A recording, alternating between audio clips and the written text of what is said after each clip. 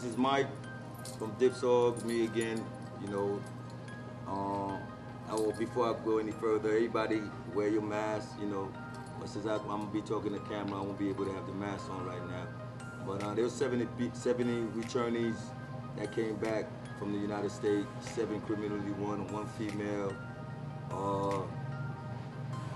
And the criminal attorneys that DipsOrg be helping, there's one female that don't have a place to go. We don't know too much further information. We wait until they release them so DipsOrg could give our assistance. So will you introduce yourself? Well, my name is Mike. You know, I'm the PDG of DipsOrg, and I'm from Jacmel, Port-au-Prince, Brooklyn, New York, and you know, right now it's Haiti bound. All right. So what I'm going to ask you now is, why do you feel DipsOrg is a necessary program for other returnees like yourself?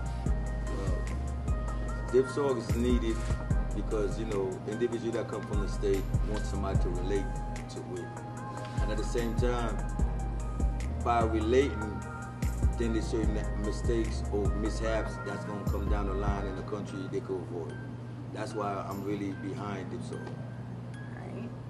Okay, so what year did you initially leave Haiti?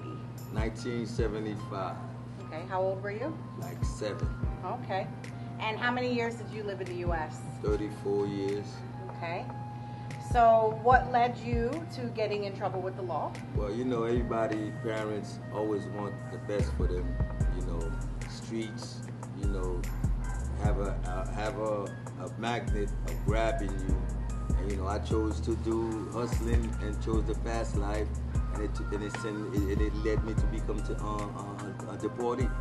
And here I am. So, you know, I hope some youngins that's not a United States citizen hearing this, they know the next thing is come back to Haiti. Okay. So why were you in prison? Hustling, guns, robbery, murder, whatever. You could call it all. Ain't no need to be hiding. Okay. Thank you for your honesty. You know, I did 18 years, you know, and I wish I could change it, but, you know, destiny's destiny. Okay. And tell me about your experience with ICE.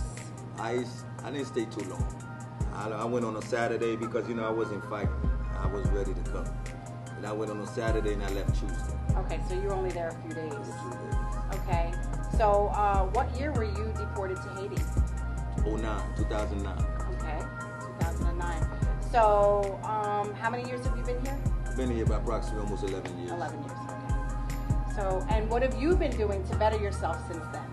I have to say, you know, it's hard and also tempting, but, you know, my family gave me help. OEM came about, and, you know, a friend asked me, you know, you're DP, why don't you take over this?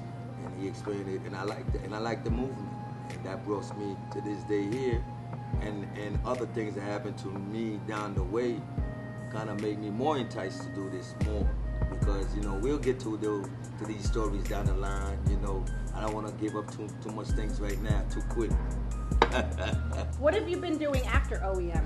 Well, after OEM, you know, I have a bus, you know, that y'all gonna see the picture of it. You know, it's a roster bus. You know, with that I do transportation locally, expat transportation, and when returnees comes, I go to Deportation. If their family don't have a vehicle, if they in a rural area, I drop them off. If they far and a bunch of people on that same route, they put gas and I takes them. And you know, little by little, we gonna get better, and you know, hopefully we grow beyond the sun. Okay.